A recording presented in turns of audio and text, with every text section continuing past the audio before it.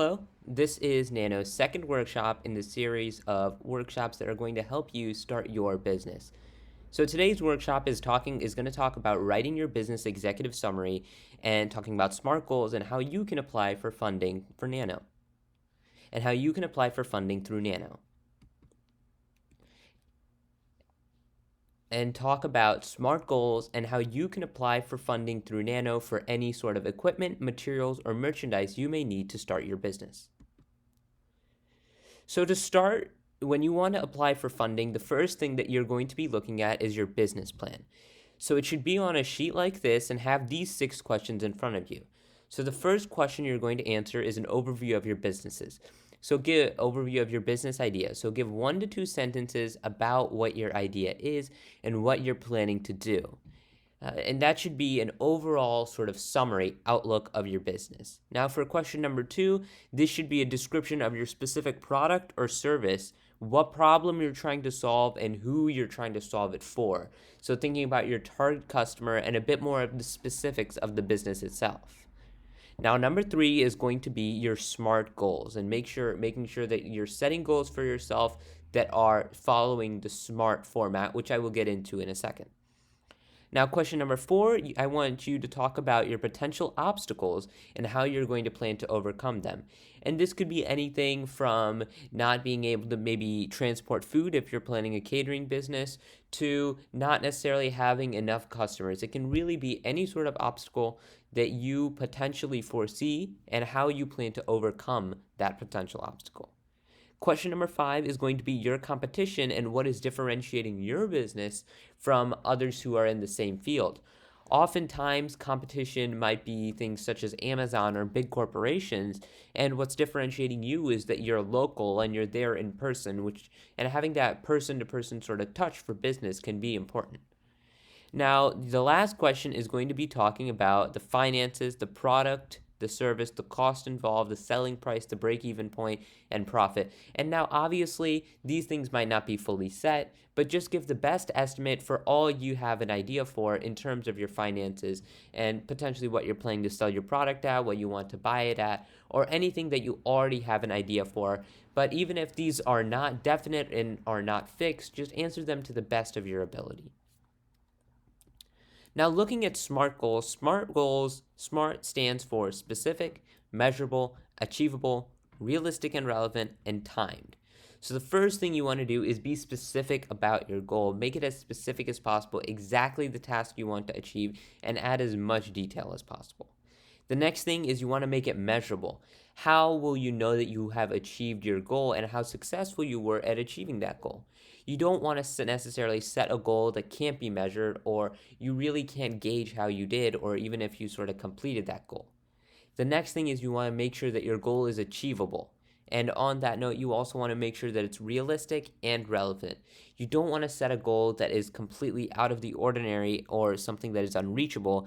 And instead, you want to set goals that you can reach. That they may be a bit of a push, but you will still be able to reach them. And additionally, you want to be setting goals that is relevant to what you're working towards. You don't want to set, a personal goal if you're dealing with your business. The final thing is that you want to make sure that your goals are timed, and this is very important. You need to be setting specific deadlines for when you want each step of your goal or each step of your plan to be completed, and make sure that when you set those goals, you try to continue on them and try to essentially meet those goals to any extent. Now, the last section on the business sheet should be an apply for funding, talking about the equipment that you're looking for. So what initial equipment, material, course will you need in order to get your business started? So this will be called an inventory of equipment/material, and please just list them here. So make sure that you're listing the store, the item, including the brand and size or quantity specifications if there are, the cost that the item will cost, and any other details that may be necessary. Please be as specific as possible when you do this, and if you need multiple items, please try and list them based on the store. So if there's multiple items from the same store, please essentially list them in the same row, unless you have 3 different items from the same store, in which case then you can list them in different rows.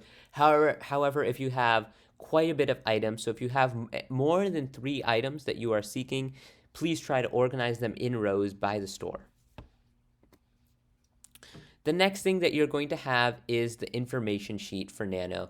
And this is an application request for funding and equipment or materials, and that's what the sort of at the top of the page you will be seeing.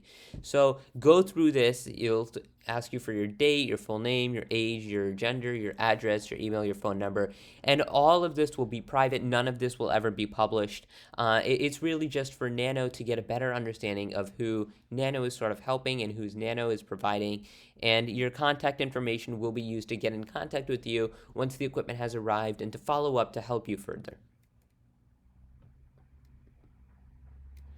Now, the next part is an ability for Now, the next part in applying for funding is the liability waiver. And here at the very top line, you need to write down the equipment that you are being given by Nano. So if this is a sewing machine, just write down sewing machine in the very top line. Or if you're being funded multiple items, please write all of the items in that top line. Then at the bottom, sign your name, then print your name, and then print the date. And essentially, this waiver is stating that the material, equipment, or merchandise that you receive, if it causes harm to yourself or anyone else, Nano is not liable for it.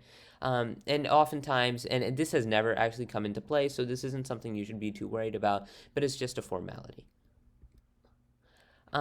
Next, you will see a paying repayment on good faith. In the next part of applying for funding, you should see a page on repaying on good faith. So this is a letter of understanding and non-binding agreement to repay in good faith, or a pledge to give one loan to another person in order to allow them to start their business. And I do want to make sure here that this is repayment on good faith only. So if you're not able to repay for any reason, do not worry at all. It will be the loan and the funding is completely forgivable. And on top of that, you can repay in multiple different ways. For example, you can provide a free service to someone and act that as your repayment. So please do not worry about the repayment aspect. The only thing that we ask is that once you become successful and once you are at a point where you are successful enough where you feel comfortable lending to someone else and giving the opportunity to someone else is the only time that Nano will ask you to repay in any manner. So just please keep in mind that even signing this is indicating that you understand that the loan is completely forgivable, and there are no terms and conditions attached. So please fill out this form in its entirety. And the very last part about applying for funding is the photo waiver. So if you sign your name, the date, print your name and your address, this will allow Nano to take pictures, videos, and write about your story. And once again, Nano will come back to you if there is any other information that it's... And once again, if Nano is going to use your story, we will come back to you and make sure we take your permission. Then the images and videos will be published. Your name will not be included. And it's essentially just a way for Nano to display to others the positive impact that it has been able to make on so many individuals. So that is the last part about applying for funding and how to write your business executive summary sheet. So please now fill out this, and now you can move on to applying this loan, applying for this funding through Nano, and you can get your equipment and start your business.